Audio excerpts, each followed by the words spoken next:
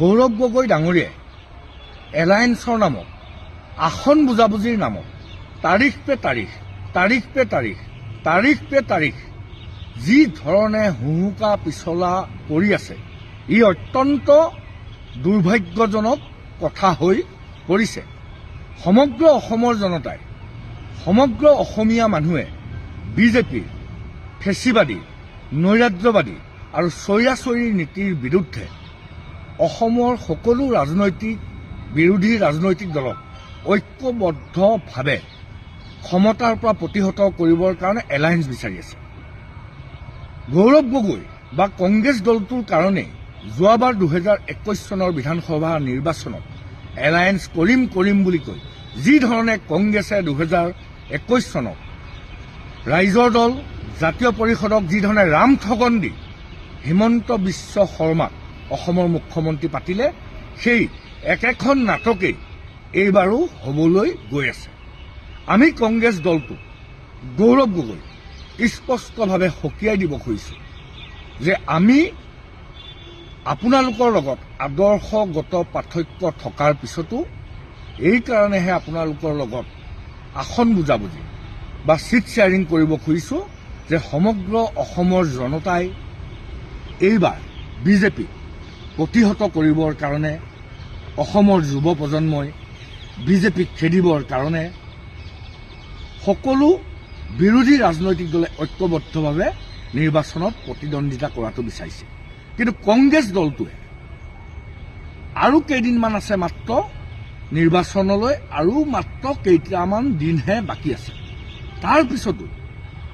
কংগ্ৰেছ দলে নাও টিঙৰ পৰা ননমাৰ দৰে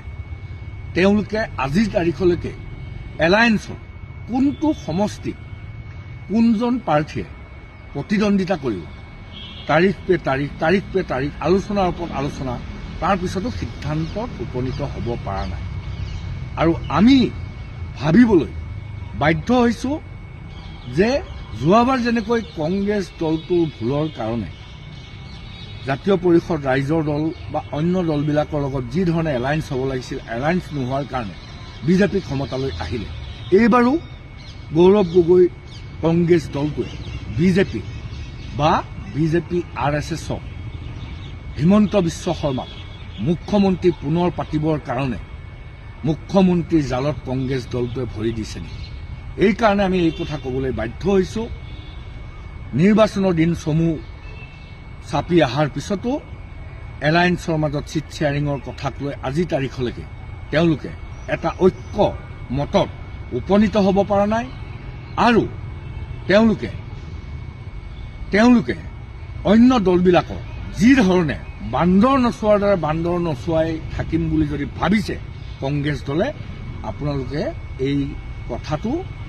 মূৰ্খৰ স্বৰ্গত বাস কৰাৰ বাহিৰে অন্য কথা নহয়। শেষবাৰৰ কাৰণে অনুৰোধ জনাইছোঁ, যদি আপোনালোকে সঁচাকৈ বিজেপিক প্ৰতিহত কৰিব বিচাৰে, ঐক্যবদ্ধভাৱে সন্মানজনকভাৱে সকলো ৰাজনৈতিক দলক সন্মানজনকভাৱে একেখন মঞ্চত উপনীত হৈ এটা সমষ্টিত বিৰোধীৰ এজন উমৈহতীয়া পাতি প্ৰক্ষেপ কৰি এইবাৰ বিজেপিক প্ৰতিহত কৰক। আৰু যদি এই কাম কংগ্ৰেছ দলে নকৰে, তেতিয়াহ'লে আমি বুজি পাম নিশ্চিতভাৱে যে কংগ্ৰেছ দলটোত যেনেকৈ হিমন্ত বিশ্ব শৰ্মাৰ মানুহ ভৰি আছে, ঠিক তেনেকৈ গৌৰৱ গগৈও হিমন্ত বিশ্ব শৰ্মাই পাতি থোৱা জালত ভৰি দিলে নেকি বুলি আমি তথা অসমবাসী ৰাইজে ভাবিবলৈ